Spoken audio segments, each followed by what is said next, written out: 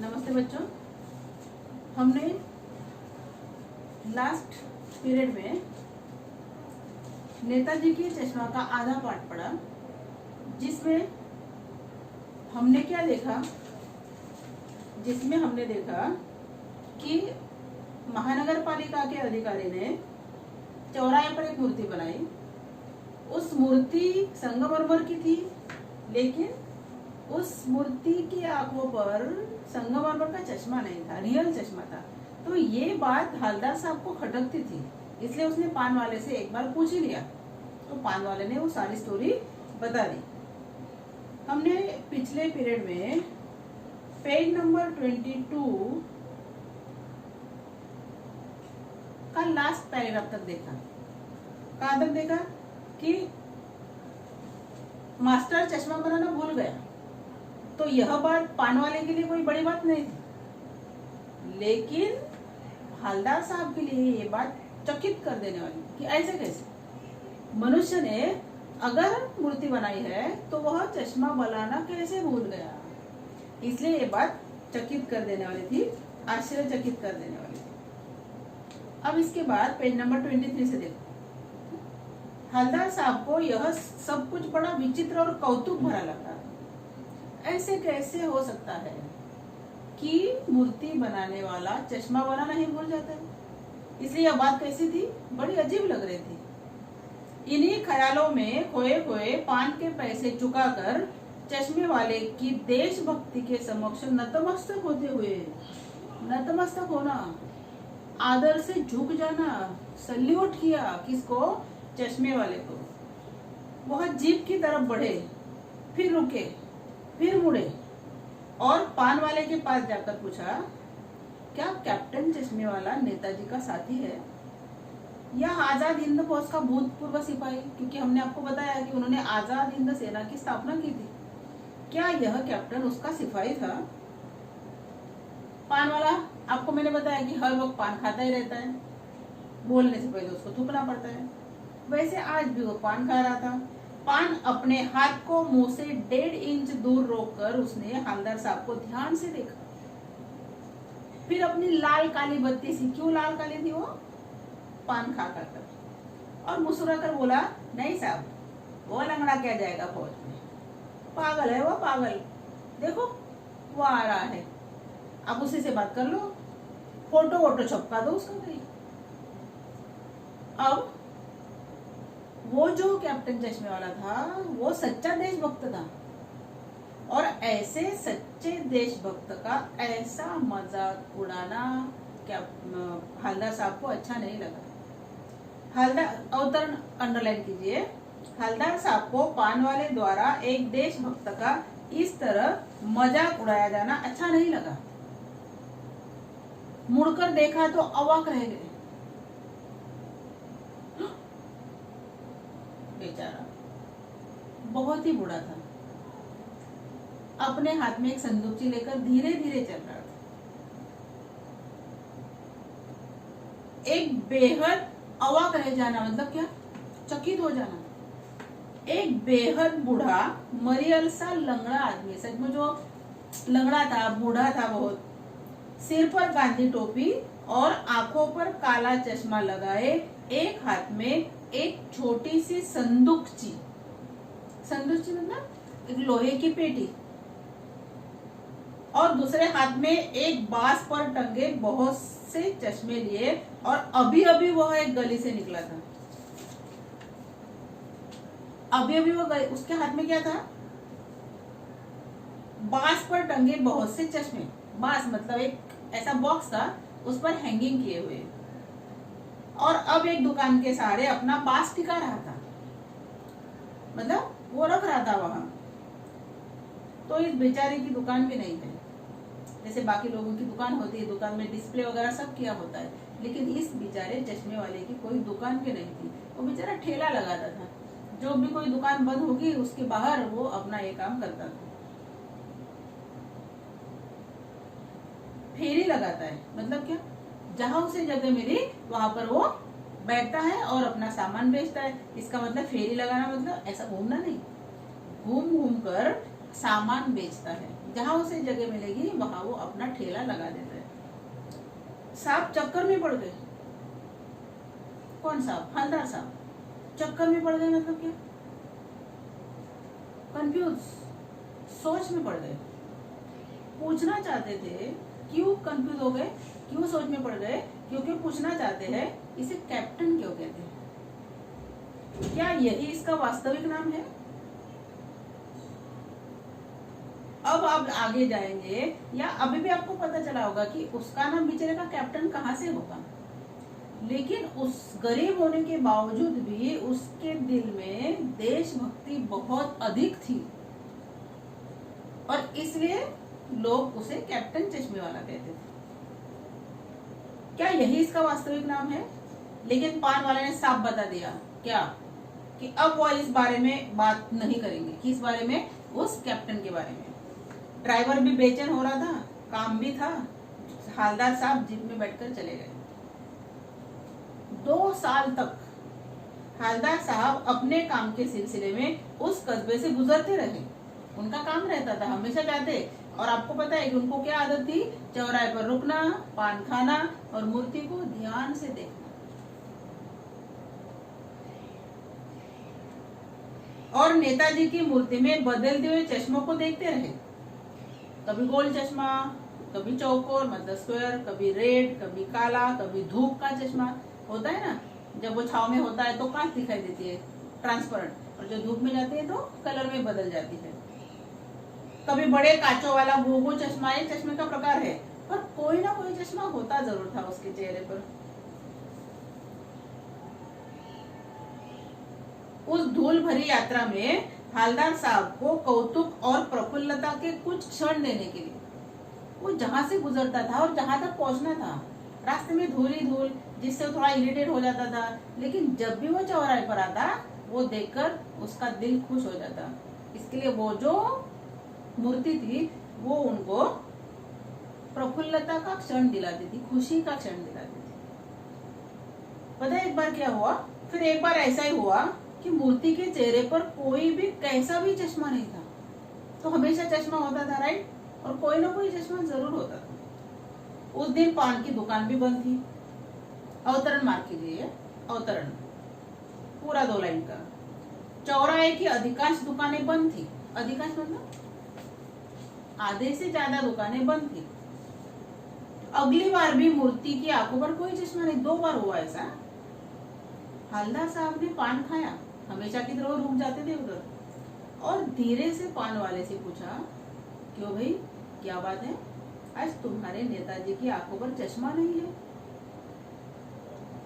पान वाला उदास हो गया, नाराज हो गया, दुखी हो गया। उसने पीछे मुड़कर मुंह का पान थूका और सिर झुकाकर अपनी धोती के सिरे से आंखें पोंछते हुए बोला, साहब कैप्टन मर गया। इसका मतलब पान वाले ने उसका मजाक उड़ाया जरूर था, परंतु उस कैप्टन के प्रति पान वाले के मन में अच्छे भाव भी थे। वो आज जिंदा नहीं है। कौन? कैप्टन चश्मे वाला। लेकिन उसकी जब याद आती है तो उसकी आंखों में आंसू आ जाते हैं। इसका मतलब पान वाला भी बहुत भावुक है। और कुछ नहीं पूछ पाए हवलदार साहब। कुछ पल चुपचाप खड़े रहे, फिर पान के पैसे चुकाकर जीप में आ बैठे और रवाना हो गए। वहां से चले गए। अब वो बार बार सोचते, क्या होगा उस कौम का? कौम अंडरलाइन करो, कौम मतलब देश, जो अपने देश की खातिर घर गृहस्थी जवानी जिंदगी सब कुछ होम कर देती है, त्याग कर देती है, सैक्रिफाइस कर देती है, और फिर भी दुनिया उस पर हंसती है और अपने लिए बिकने के मौके ढूंढती है। अब ऐसी बात क्यों सोची? किसने? हवलदार साहब ने। क्यों? क्योंकि हवलदार साहब जब भी वहां से गुजरते मूर्ति पर चश्मा, कोई ना कोई चश्मा जरूर होता, लेकिन वो देख रहे हैं कि कैप्टन चश्मे वाले के मरने के बाद मूर्ति की आंखों पर चश्मा नहीं है। इसका मतलब क्या सिर्फ कैप्टन चश्मे वाले के मन में ही देशभक्ति थी? क्या बाकी किसी को ये बात नहीं खल रही थी कि उस पर चश्मा लगा दिया जाए? ऐसा किसी को भी नहीं लगा। और इसलिए हवलदार साहब ने ये बात सोची, कौन सी, कि क्या होगा उस कौम का। आगे क्या कहते हैं वो, कि जो मनुष्य अपनी जिंदगी होम कर देता है उस पर हंसी है। ऐसे क्यों कहा है पता है आपको? क्योंकि देखो ना, पान वाला भी हंसा था, वो लंगड़ा क्या फौज में जाएगा, वो क्या भूतपूर्व सिपाही होगा। इसका मतलब ये मजाक ही उड़ाया। जो देश के लिए त्याग करता है उस पर ये दुनिया हंसती भी है। और उसके बाद और अपने लिए पीकने के मौके ढूंढती है। कुछ लोग ऐसे हैं कि जो अपने देश के खिलाफ बोलते हैं, अपने देश में नुकसान हो या ना हो उनको कोई फर्क नहीं पड़ता है। इसका अर्थ है बिकने के मौके ढूंढती। दुखी हो गए हवलदार साहब, क्या होगा उस देश का, कि देश में ऐसे लोग हैं कि लोगों के मन में देशभक्ति नहीं है। 15 दिन बाद फिर उसी कस्बे से गुजरे। कस्बे में घुसने से पहले ही ख्याल आया कि कस्बे के हृदय स्थली में सुभाष जी की प्रतिमा अवश्य प्रतिष्ठापित होगी। उनको पता है कि मूर्ति वहां पर होगी, लेकिन क्या नहीं होगा, मूर्ति की आंखों पर चश्मा नहीं होगा। लेकिन सुभाष की आंखों पर चश्मा नहीं होगा। क्यों? क्या कारण है? क्योंकि मास्टर बनाना भूल गए। और दूसरा कारण, जो उनकी आंखों पर चश्मा लगाता था वो बेचारा कैप्टन मर गया। अब उनकी आंखों पर चश्मा नहीं होगा, इसलिए वो बहुत दुखी हो गए, बहुत नाराज हो गए। और उन्होंने क्या सोचा पता है? आज हम वहां नहीं रुकेंगे, पान भी नहीं खाएंगे, सीधा जहां काम है वहां चले जाएंगे, मूर्ति की तरफ देखेंगे भी नहीं, सीधे निकल जाएंगे। उसने ड्राइवर से कह दिया, क्या कह दिया? चौराहे पर रुकना नहीं, आज बहुत काम है, पान आगे कहाँ खा लेंगे। हमेशा पान वहां खाते थे, लेकिन वहां जब हम खड़े रहेंगे या हवलदार साहब खड़े रहेंगे तो उनको वो मूर्ति आहत करेगी, वो मूर्ति कष्ट देगी। लेकिन आदत से मजबूर, इंसान को जब आदत हो जाती है ना, तो उसमें अगर कोई चेंजेस होता है वो सहन नहीं करता है। अभी देखो ना, इंसान को बाहर जाना, घूमना, बाहर का खाना पीना उसकी आदत, लेकिन अब लॉकडाउन की वजह से सब घर में बंद है। अरे यार, कितने दिनों से पानी पूरी नहीं खाई, कितने दिनों से स्नैक्स नहीं खाया बाहर का, क्योंकि आदत से मजबूर होते लोग। बाहर चले, चल यार कुछ खाते हैं, पानी पूरी खाते हैं, ऐसा करके मित्र मित्र जाते हैं। आदत से मजबूर क्या करें, लेकिन लॉकडाउन की वजह से अब वे नहीं जा सकते बाहर। लेकिन आदत से मजबूर आंखें चौराहा आते ही मूर्ति की तरफ उठ गई। आदत थी ना उनको, रुकना, पान खाना और मूर्ति को देखना। उन्हें भले बोला था ड्राइवर से कि हम नहीं रुकेंगे, पान नहीं खाएंगे, आगे पान खाएंगे, लेकिन आदत रोज की वहां पर रुकने की। जैसे चौराहा, उनकी नजर मूर्ति की तरफ उठ गई। कुछ ऐसा देखा कि वो चीखे। अब क्या देखा? देखो नीचे दिया है, क्या देखा? रुको। जीप स्पीड में थी। क्यों? क्योंकि ड्राइवर को बोला गया था कि यहाँ पर गाड़ी नहीं रुकाना, इसके लिए वो अपना स्पीड में जा रहा था। ड्राइवर ने जोर से ब्रेक मारी। क्यों? क्योंकि उन्होंने मूर्ति पर ऐसा कुछ देखा कि उनको ऐसा लगा कि मुझे यहाँ रुकना है। रास्ता चलते लोग देखने लगे। अरे अचानक से अगर कोई ब्रेक मारता है तो ऑब्वियसली सारे लोग देखते हैं कि अरे ऐसा क्या हो गया कि ब्रेक मारना पड़ा। जीप रुकते ना रुकते, जैसे ब्रेक मारी जीप रुक गई। हवलदार साहब जीप से कूदकर तेज तेज कदमों से मूर्ति की तरफ लपके, एकदम तेज तेज लपके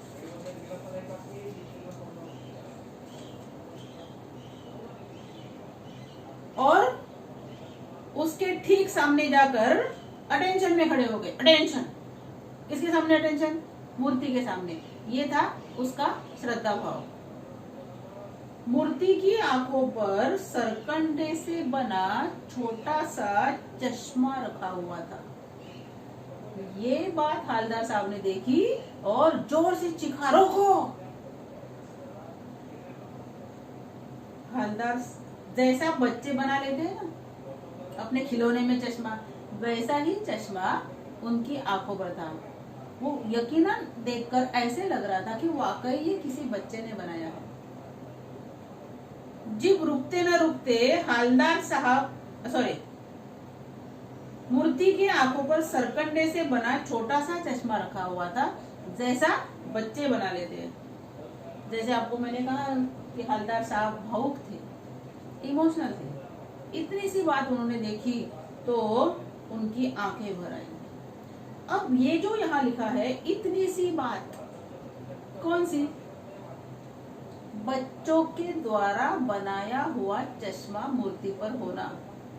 ये बात इतनी सी नहीं थी, यह बहुत बड़ी बात थी। क्यों? क्योंकि ये जो चश्मा रखा है, ये बात क्या बता रही थी कि सचमुच वाकई यह चश्मा किसी बच्चे द्वारा ही बनाया गया है। इसका मतलब इस देश की जो उम्मीदें हैं बच्चों से, वो अभी भी बची है। आज देश का नुकसान नहीं होगा। क्यों नहीं होगा? क्योंकि आज बच्चे के मन में देश के प्रति श्रद्धा है। आज एक बच्चे ने चश्मा बनाया और नेताजी की आंखों पर लगा दिया। इससे पता चलता है कि ये देश के बच्चे हमारे भावी पीढ़ी के नागरिक हैं। उनके मन में भी देशभक्ति की भावना पनप रही है। इसलिए ये इतनी सी बात नहीं थी, ये बहुत बड़ी बात थी। इसलिए उनकी आंखों पर उनकी आंखों में आंसू आ गए कि आज भी बच्चों के मन में देशभक्ति है। और अगर ऐसे ही बच्चों में देशभक्ति होगी तो हमारे देश का कोई बाल बाका नहीं कर पाएगा। आज के बच्चे देश के भावी नागरिक हैं और आज ये छोटे बच्चों के दिल में ये देशभक्ति की भावना पनप रही है। अब लेसन अपना कंप्लीट हुआ। अगर आपको कोई डाउट्स हो तो आप पूछ सकते हो। अब मैंने जैसे कहा आपको कि कैप्टन चश्मे वाला क्यों कहते थे, तो हम ऐसा अंदाजा लगा सकते हैं। ऐसा इसमें दिया तो नहीं है कि ऐसा ऐसा रीजन है और जिस वजह से उसको कैप्टन चश्मे वाला कहते हैं। अब हम क्या कह सकते हैं कि वह सेनानी तो नहीं था, लेकिन उसके मन में देशभक्ति थी। देशभक्ति की भावना बहुत प्रबल थी। प्रबल मतलब बहुत ज्यादा थी। वह सुभाष चंद्र बोस का सम्मान करता था। इसीलिए तो जब उन्होंने उनके आंखों पर चश्मा नहीं देखा तो उसको क्या लगा कि बेचारे नेता को बिना चश्मे से असुविधा होती है, इतनी श्रद्धा। और इसलिए तुरंत उसने उस आंखों पर चश्मा लगा दिया। क्योंकि चश्मे वाले को जो मूर्ति है बिना चश्मे की अच्छी नहीं लगती थी, ऐसा लगता था इसमें कुछ अधूरा है, और इसलिए अपनी ओर से वो चश्मा लगा देता था। और उसी की ये भावना देखकर, चश्मे वाले की ये भावना देखकर उसको कैप्टन नाम दिया होगा। ऐसा अंदाजा हम लगा सकते हैं। अब मैंने आपको पिछले पार्ट में जब एक्सप्लेन किया था तभी अभी भी लिखा हुआ है, और तभी भी मैंने आपको कहा था कि आप इसका स्क्रीनशॉट लीजिए। स्क्रीनशॉट लेने के बाद इसको नोटबुक में उतारिए। उतारने के बाद उसको पढ़ो, ये आप आंसर में लिख सकते हैं। ऐसा था ये नेताजी का चश्मा जो देशभक्ति पर आधारित था। अपना पाठ यहाँ पर खत्म होता है।